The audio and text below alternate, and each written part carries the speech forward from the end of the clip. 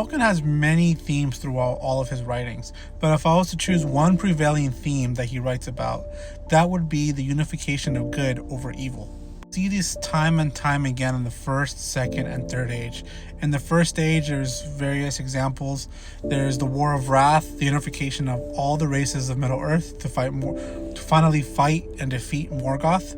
We can find this specifically in his characters, like Galadriel, where she embodies all three tribes of elves, the Vanya, the Noldor, and the Teleri. Galadriel is a perfect example of all three tribes combined. And of course, in characters like Aragorn, who is the embodiment of many tribes of elves and men, and even has a little bit of Maya blood in him.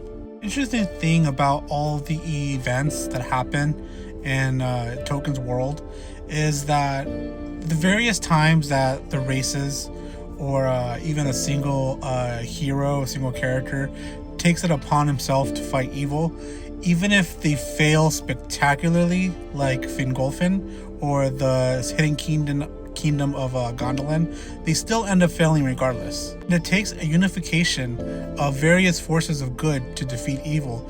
Obviously, like I said, in the War of Wrath, the Last Alliance, and more specifically, we see this in the Fellowship and the combined efforts of all of these races of Middle-earth coming together, going on an adventure, going on a quest that depends on faith, that they depend on each other, on their friendship, and they depend on themselves.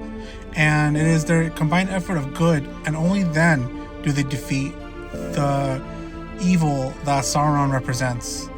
I find this to be a very endearing theme, a very heartwarming theme, and a very relevant theme to everything that's going on in the world and everything that's going on lately.